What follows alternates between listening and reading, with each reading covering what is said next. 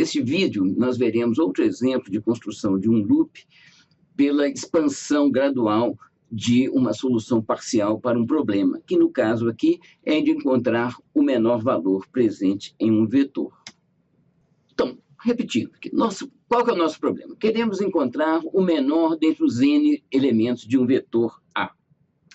Na prática, a gente usa a função min do Scilab que faz isso. Então, nós aqui, para ensinar como que se trabalha com loops, vamos reconstruir isso daí. Bom, ou seja, o que a gente quer? Então, nós queremos atribuir a uma variável m um valor tal que m seja igual ao menor dentre os A índice I, com I variando de 1 até n, é o mínimo, tá bom? Dessa coleção de valores aqui.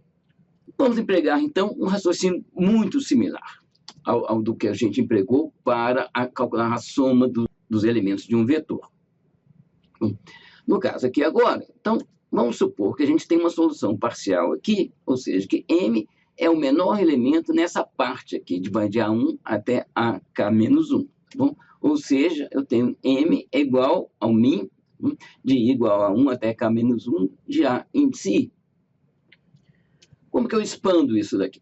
Bom, eu vou ter um comando um pouco mais complicado aqui, certo? Eu sei qual que é o menor dessa parte aqui. Eu tenho mais um elemento aqui. Qual que vai ser o menor dessa parte inteira aqui, que vai de 1 até K? Se m for menor que A índice K, continua sendo m. Se não, eu tenho que fazer m igual a índice K. Ou seja, se o A índice K é menor do que o mínimo dessa parte aqui, certo? Então, o A índice K que será o menor dentre as outras coisas aqui. Senão, o valor de m não se altera, ele continua com o seu valor anterior. Ou seja, a partir disso daqui, eu consigo ter m igual ao menor, tá bom? Dos elementos A índice I, com I variando de 1 até K. Bom, então, vamos agora repetir o nosso raciocínio aqui para a gente construir o loop. Bom, então, essa aqui é a validade da minha solução parcial. Então, depois disso, eu executo esse comando aqui, certo? Eu vou substituir o valor de m se A índice K for menor do que m. Senão, eu deixo m com o valor anterior. A partir daqui, eu sei que m vai ser o menor, não entre os K-1, mas já agora entre os K elementos de A índice I. Ou seja, eu consegui expandir uma posição na parte da função, na parte do vetor, da qual eu conheço o menor valor. Bom, mas agora eu preciso de restabelecer as condições de início do loop para que ele possa ficar executando repetidamente. Então, agora eu faço K igual a K mais 1, e aí eu volto a ter isso aqui válido. Bom, ou seja, eu tenho aqui, de novo, a condição de partida aqui que especifica a validade da minha solução parcial. Bom, mas a cada passada aqui, eu faço K igual a K mais 1, de tal forma que eu vou expandindo a validade da minha solução parcial até que ela deixe de ser parcial. Quando eu atinjo o fim do vetor, ela passa a ser uma solução total. Essa propriedade aqui, que se repete, que é reconstruída aqui, é o invariante do loop. Eu começo com ela e, com a execução do corpo do loop, eu volto a obtê-la. Qual que é a base, gente? Mesma coisa. Vamos pegar um caso muito simples aqui, tá certo? É uma parte de tamanho 1 do vetor. Qual que é o menor elemento nessa parte aqui do vetor, gente? É ele, tá? Não tem dúvida nenhuma. Se ele é o menor dessa parte aqui, se eu fizer K igual a 2, eu já terei o meu invariante aqui, tá certo? Eu vou ter m, tá certo?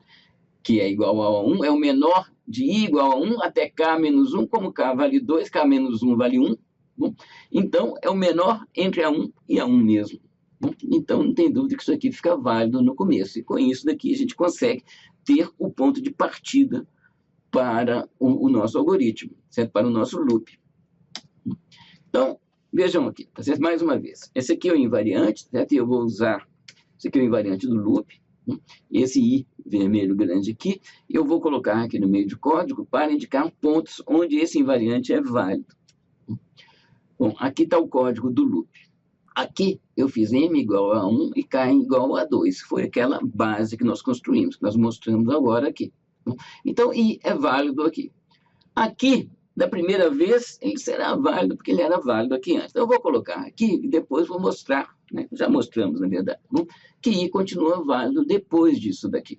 Ou seja, a partir aqui eu substituir o mínimo, se for o caso, certo? Eu substituir o valor de M por A índice K, e depois eu faço K igual a K mais 1, de tal forma que eu restabeleço aqui nesse ponto isso daqui, certo? A validade aqui do invariante. E aí eu posso recomeçá-lo, certo? Então, ou seja, eu sei que esse I aqui será válido em toda a passagem do loop. Que termina quando? Termina quando K igual a N mais 1. Ou seja, na saída aqui, como I é válido aqui, ele continua válido aqui, eu vou ter I e K igual a N mais 1. Então, se eu tenho K igual a N mais 1, esse invariante é esse daqui, certo? K menos 1, K igual a N mais 1.